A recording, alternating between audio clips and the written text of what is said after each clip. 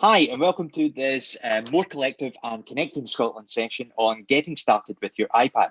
My name is Martin Coots. I am an Apple Professional Learning Specialist specialising in digital skills for teachers, parents and pupils across Scotland. I'm joined today by Irene and Shona from the More Collective, and we're going to have a discussion around what happens when you get your iPad in your care home, best practices for setup and some of the resources that are available.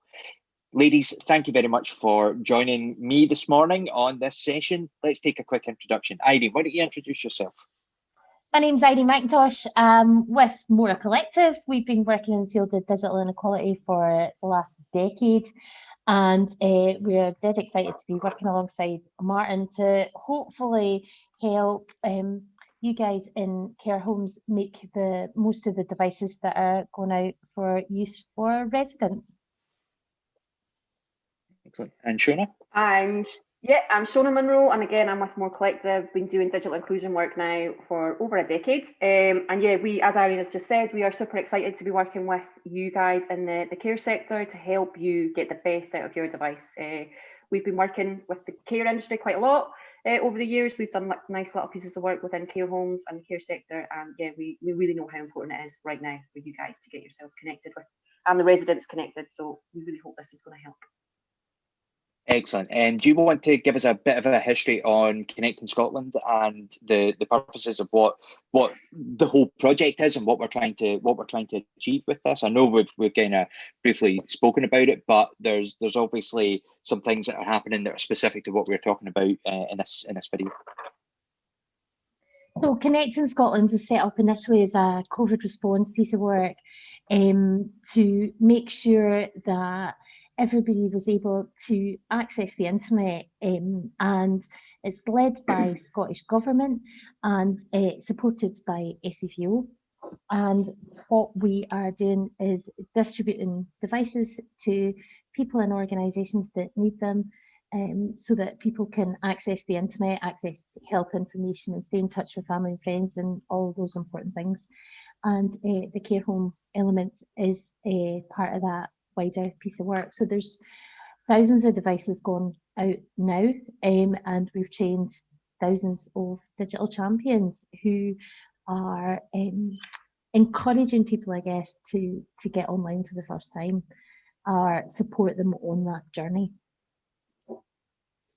Excellent. And I suppose that really leads us to the first question, because there might be some people who are a bit skeptical about the fact that we are sending devices out. Obviously, there is the sort of the main element, which is that, as you alluded to, Irene, that connection with family and that way to see people, especially in this current climate where face-to-face conversation isn't, it's not advised, it's not allowed.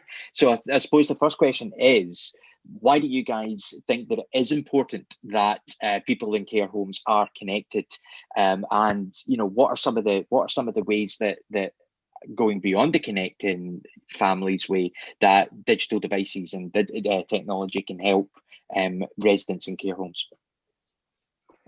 For me, it's so important, like we've just said, that the family and the friends connection is essential. They haven't had that now on a regular level for almost a year, and we need to get that back. We need them for their family's sake, for the individual's sake. We need to get that connections back in place. But also it's for the distraction, for being able to engage with hobbies that they might have done previously, so they can get into their hobbies online, what they were maybe doing offline, they can try and flick that into an online situation, and it's a distraction from what's going on for them. It allows them, in some situations in care homes, even residents aren't allowed to see each other face to face. So they're not just missing out on their interactions with family and friends from external, they're not even getting interactions amongst what was their circle of friends internally within the care home. So they can do that, they can set up calls and communicate with what are their friends within the care home as well as out with the care home. So it's just bringing that interactions back into their life and distractions and fun, hopefully some fun. And I think what staff in care homes have said is really beneficial as well, is sort of staying in touch with that wider community. So not just family and friends, but also in touch with communities of faith, for instance. There's been lots of really brilliant stuff done as different faith communities move forward in this new digital space. People are able to stay in touch with that important element of their life. And another lovely thing that we see is the way that devices can be used for reminiscing, for looking at sort of old places that people remember, or looking at photos of loved ones that they're not seeing anymore, or even listening to music can be really, really beneficial.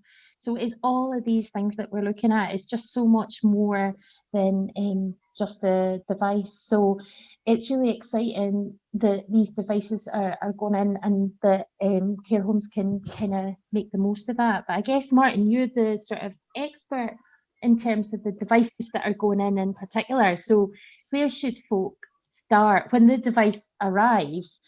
Where are you seeing like a starting point? What starting point do folk do when they're unboxing it and getting ready to go? Yeah, out of the box top I suppose tips. that's the out the box top tip. So one of the sort of the main things to consider is that right now these devices are going into an environment where they're going to be shared by multiple users.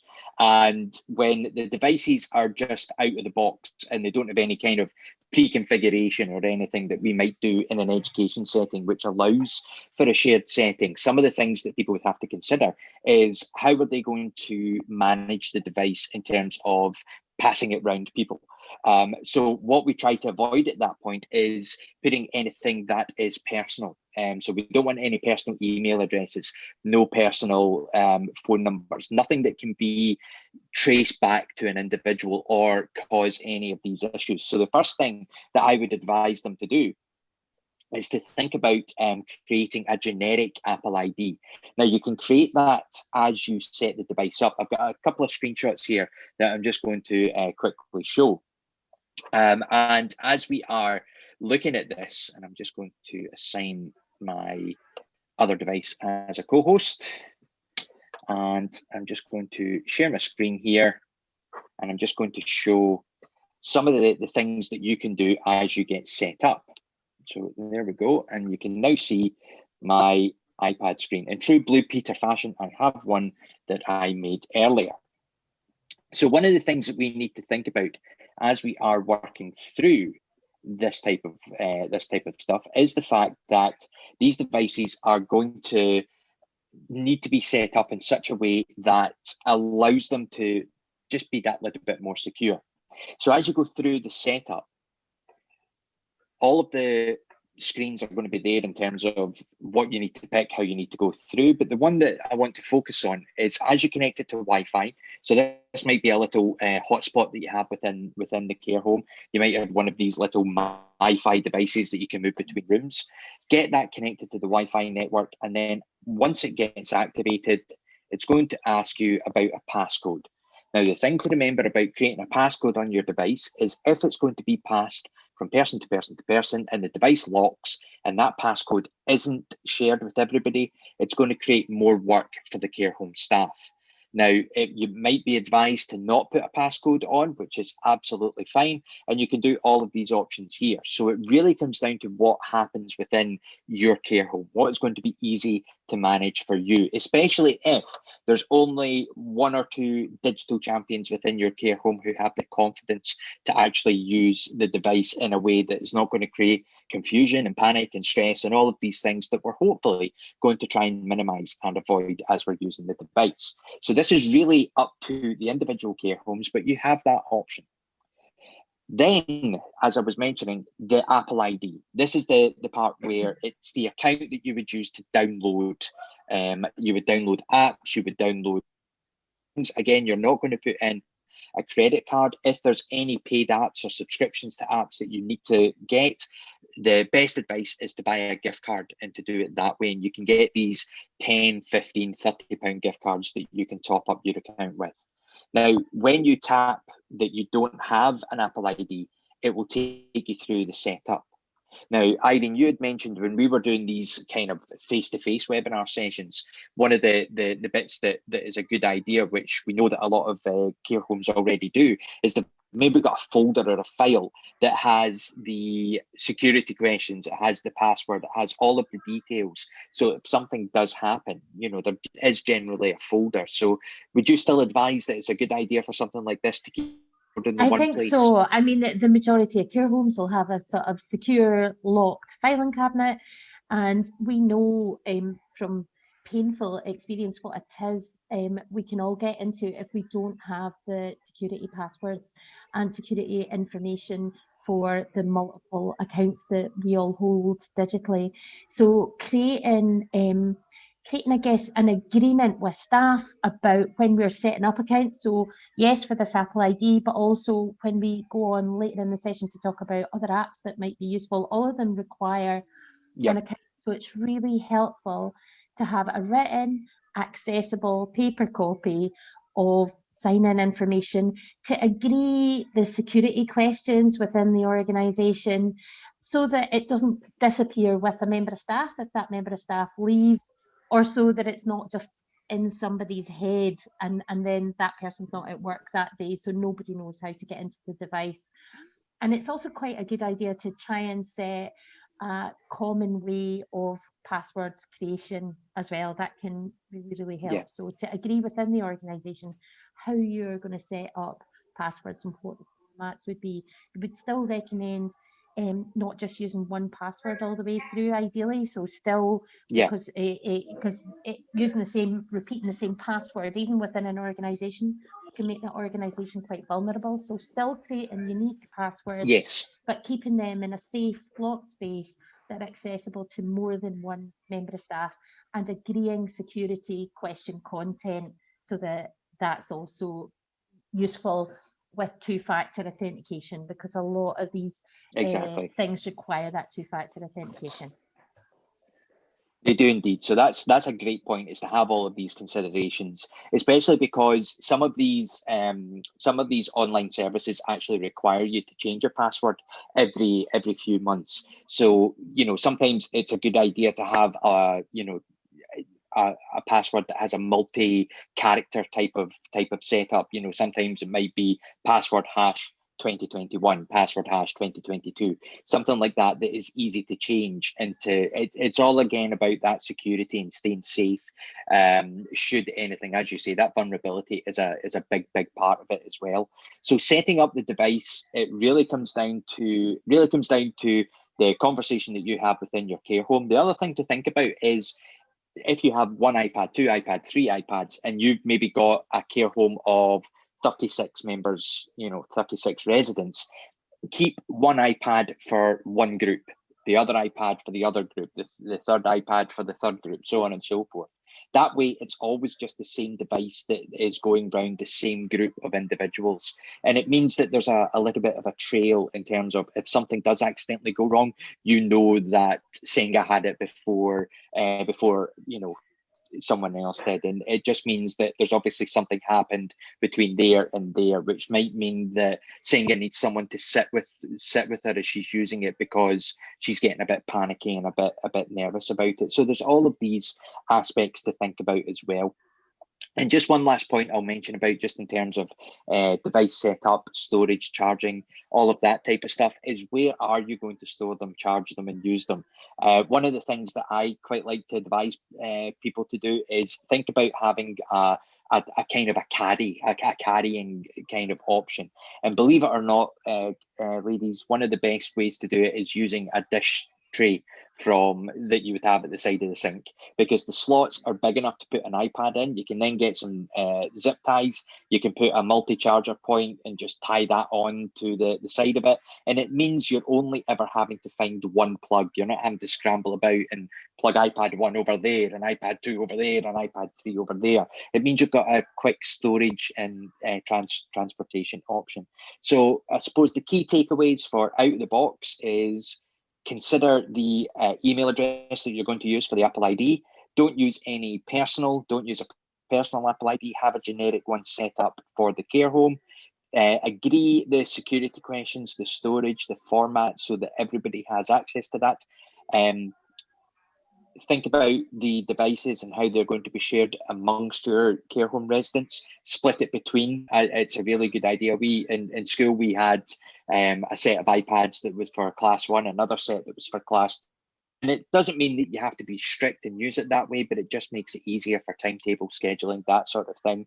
And lastly is think about how you're going to store it, charge it, and sort of bring it all together.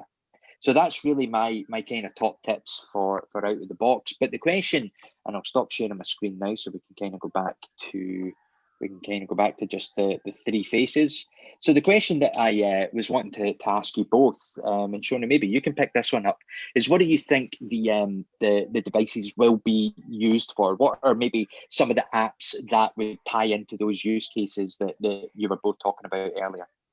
Yeah, I think exactly what, like we covered earlier, we want that connection again with our friends or family, with the kind of external world from the care home. So some of the most commonly used and well-used apps are obviously the video link apps. So we've got Zoom, a well-used app. I think we've all become accustomed to Zoom now. So hopefully something that family or friends on the outside are able to use, and it can be set up really nicely within the care home setting as well. You don't need to have personal logins and all that. It can be set up as a generic account that everyone can access in and out as well. So quite easy to use and user friendly. Facebook Messenger is another one. It might be that's what family and friends on the outside are using. So it's quite a good way to set up, because you can send photographs over Facebook Messenger, you can send chats, you can do video calls.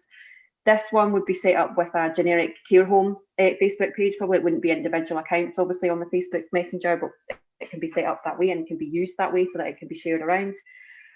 Other useful apps would be music apps, so Spotify, YouTube, great for any amount of videos that you want to watch, whether, like Irene had mentioned, Reminiscence is really, really good and useful and goes down well with care home projects. But YouTube can be used for music, for watching their favourite bands or old TV shows, whatever it is they want to watch. YouTube's great. Other things that can be really good are quite simple games like Solitaire or Minesweep or Candy Crush, whatever the choice is. Really good for dexterity, because that's something that we find when people first maybe touch a device for the first time, or they're not familiar with the touch screen. The dexterity can be really tricky for them.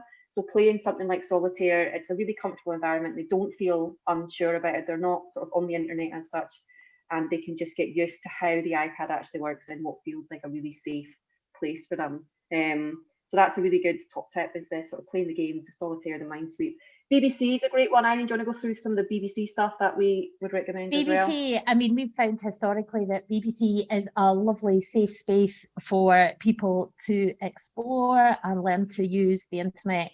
And there's all manners of resources on there that folk will be interested in. Folk can obviously read the news if you want to go down that route right now. But there's also TV, there's audio content on BBC Sounds so that people can listen to plays or radio stations or whatever. There's also brilliant resources on BBC if English isn't your first language. So some care home residents might not have English as a first language, and BBC has a great learning space for that.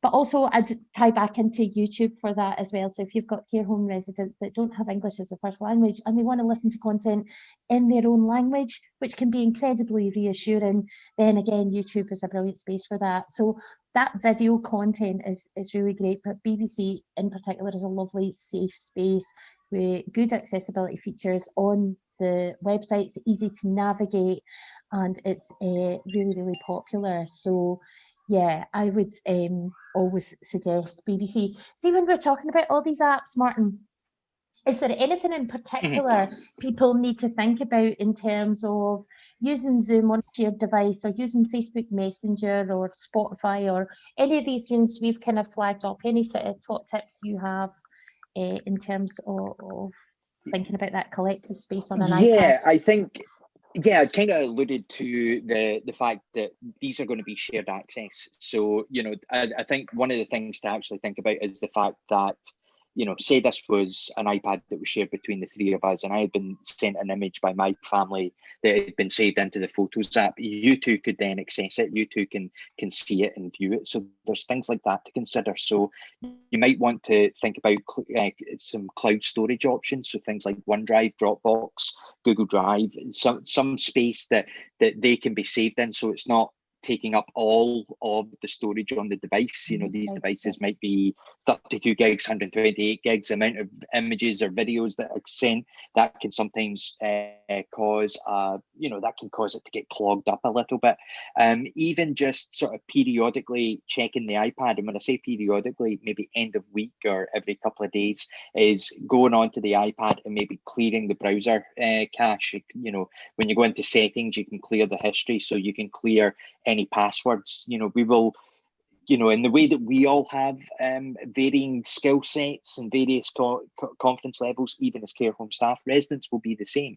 There will be some who maybe are a bit more confident at getting logged into their email account. You know, there may be that little bit younger than some of the older residents, but they also know how to get logged in, to check their Gmail or to check their Outlooks. And I think making sure that there isn't anything that can cause like a data leak, if you like I log in, I forget to log out, I hand it to you. So it could even be that as a device is passed between residents, that you clear that history. You just, and it just takes a couple of seconds. It's as you get the device back, you just go into Safari, you see that someone's logged in, you just close the tab, you just quit the app. All of these types of things to think about. Within the Photos app, you can have albums. You could have an album for each individual resident. And this kind of comes back to what I was saying earlier about having that one device for a group, because that makes it easier to kind of have that paper trail of who's had the device, and things like that. Even something as simple as timetabling or scheduling when each person has the device. And it's kind of like, if the family is wanting to Zoom, then they know that Martin's going to have the device between 11 and 12. So we're going to Zoom at that point, which is just one last thing I was wanting to cover about that. Is it might be an idea that when you are communicating with families, you encourage them to start the Zoom or start the Messenger chat care home account, not just an individual account. So it's not that, you know, it's why we say not to put WhatsApp on, or why to have a personal account on. When they are communicating, they're communicating with that iPad. They're not, and the person at the end of the iPad is going to be their family member. So it's an important thing to share with the families, is that these are the accounts that you want them to communicate with. It's a small thing to consider, but it has a big impact on just making it easier for the care home residents and staff. Yeah, and it's about that. Sorry, Shona. No, you've sort of touched on it already, Martin. The sort of safety and security is a massive concern for everyone, really, and it's going to be a concern for the staff. It's going to be a concern for the residents, especially if they're new to the internet data and what's happening and why am I putting this in. So I guess just what features are built into this device, what's going to make it, how can we reassure them that it is safe, and the kind of steps they can take to make themselves as safe as possible when using the device. Absolutely, and the one thing about the reason that we encourage the use of iPad and we encourage the use of Apple for this is because data and privacy is one of the key things that they do. Everything that is on the device is secure to that device. So there's nothing like, you can't have an external hack or, you know, things that you can't download the virus to an iPad. You can't click on something and you can't infect it with malware or things like that. That just doesn't happen. So you don't need to worry about clicking something accidentally. There are some things that you can do. There's like some apps that you can download. There's a really good one called just the number 1 blocker, and that almost creates like filtering and things like that as well. So that's where you can have adult sites filtered. Everyone has needs, but you can have adult sites filtered. You can have these advertising ones. You can have all of these things that, as they come in, they won't affect the device. But there's also some things that you can do as, you know, care home residents are viewing a website that can reduce down what they're looking at. So there's actually some built-in features which are quite good for care home residents in terms of their understanding and their distraction free. So I'm just going to show you one example really quickly. It's called Reader View. And this is a way that you can get some distraction free viewing as you're looking at it. So I'm just going to share my screen again. I'll come back onto this iPad. Here we go. And you know, in this time of uncertainty and COVID and all of these types of things, I know that we don't want people to be viewing too much on the news. So say, for example, you've handed the iPad to a resident, or the resident sitting there and they're trying to look at some things. If I just look for some BBC good news stories, okay. So here's some uplifting stories on the BBC site. And there we go. Right. Pupils' pizza donation leaves nurses in tears. Lovely story. So as we're starting to view that, if you look at that just now, you can see that there's some things there. In fact, I did it already. But you can see there's some links there. You've got these features at the side. It might be stories that you don't want to really view. Okay. The Sex and the City might be important to some people, but I don't want to see it. Now, as you look at the top, you can see just along the address bar, it's got bbc.co.uk, but it's also got an AA. It's got a big A and a lower A. When I tap that, I get these options, one of which is called Reader View. Now, Reader View is what we would call distraction-free viewing. It's just where you can view the text on a website without any of the distracting links, anything that, there's quite a lot on that screen. It's quite busy. And if it's a resident that's a wee bit less confident, or maybe, a bit worried about tapping the wrong thing, you can take that out. And as you could see, when I went onto that website automatically, it went into Reader View. So it's got that option where it can view it. So when I tap Show Reader View, you can see what it's done there is it turns it into just this. It's just like a document. It's still the news story. You can still scroll through and see it. And as you tap on these, and I've got videos on these, I've got videos on enabling them, enabling some of the accessibility features, enabling the Reader View, and I know you guys have been sharing that out. So everything we've spoken about today can tie into some of these how-to videos. So this is really just for us to give you a bit of an awareness raising, if you like, not going into too much detail. We do have videos on each of these settings that you can view at your own pace. But you can see one of the advantages there is the fact that all of those distracting links, there's no Carrie Bradshaw, there's no Sex in the City there whatsoever, but there's just a nice good news story. And as you go to another website, it will go back to the normal view, but anywhere you see this AA, and I realize you might not be able to see that at the top. If I do a quick screenshot, it's just this part here. So it's wherever you see this AA, that's where you can enable Reader View. It's that kind of, you can change the font, you can change the size, you can increase it so that if you have residents who maybe have some visual impairments, even hearing impairment, there's a feature called Speak Selection where you can have the text spoken aloud, and you can pair a Bluetooth hearing aid to the iPad as well, so that when the resident connects their iPad to their hearing aid, they can hear the text spoken aloud. Also quite good if they're watching some of these YouTube videos, or some of their, they're doing some of these reminiscing as they are going through. And that's really some of the things to think about safety, staying safe online, these logins, making sure that if there is anything with the logins, I'll just show you. Some people might not know how to clear the internet settings. So when we go to the settings app, you can see that down the side here, there is an option for Safari. So when I tap on Safari and then go through, and I can clear history and website data.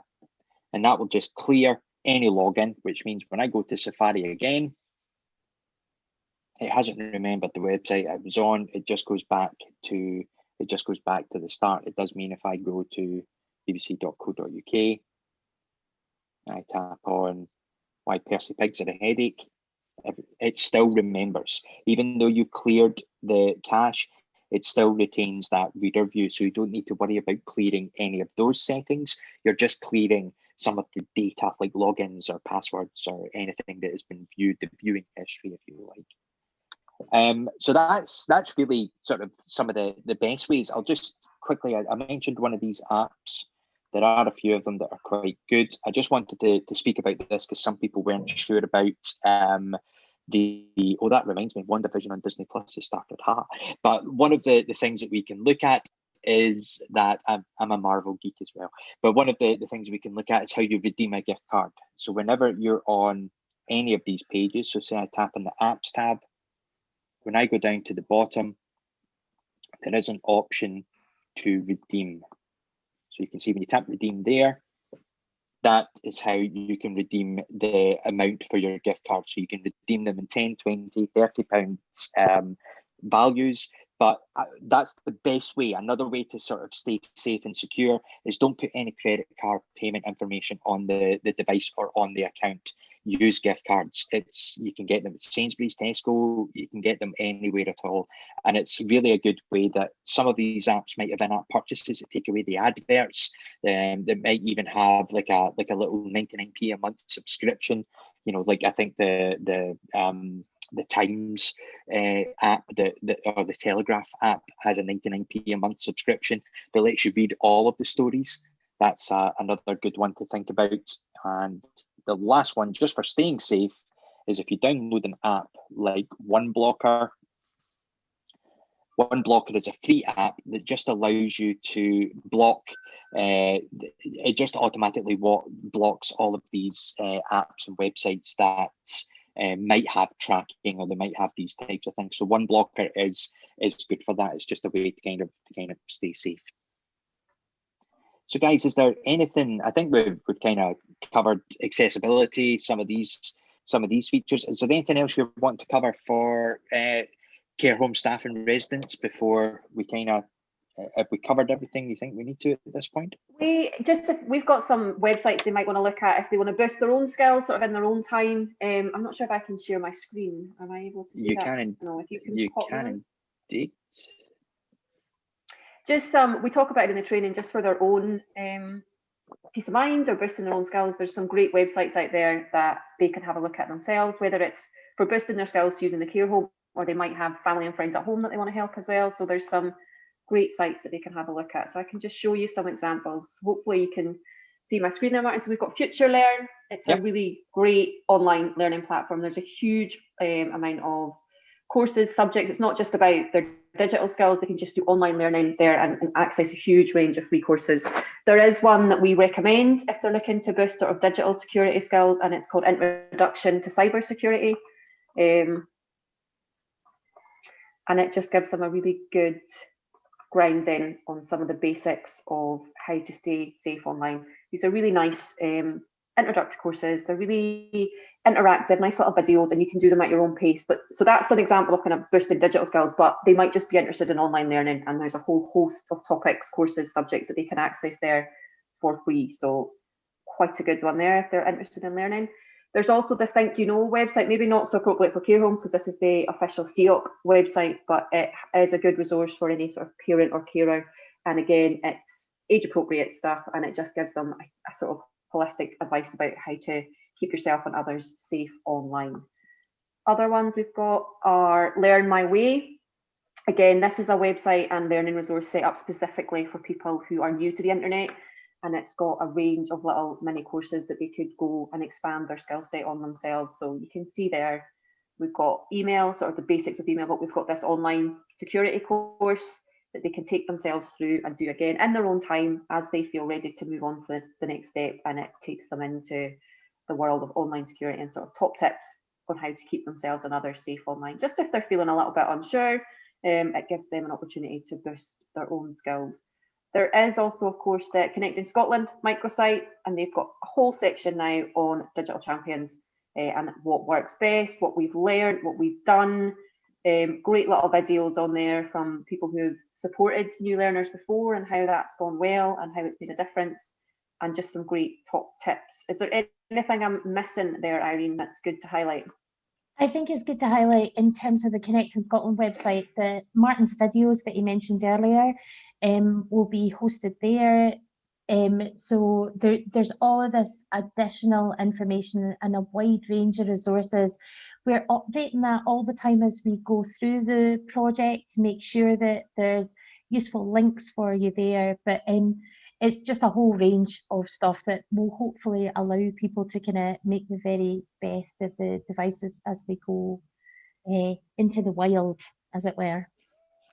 Yeah, and all accessible in their own time. We know care home staff are going to be short of time right now, but these are all there for when or if they feel they need to go and have a look at them themselves, and they can access it whenever suits them as well. Absolutely. Well, I think we've kind of covered think we've covered everything that some of the key points and the considerations that they need to think about when they're getting these devices set up.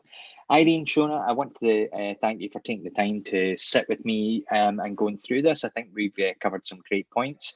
If people want to get in touch with you, there'll be ways that they can do that through Connecting Scotland and the stuff that you guys are sending out. My details are also going to be through through those as well, the information that's sent out. But thank you very much for your time, and good luck with everyone getting your devices set up. Perfect. Good luck to all of you guys. It's really brilliant what you're doing. Thank you.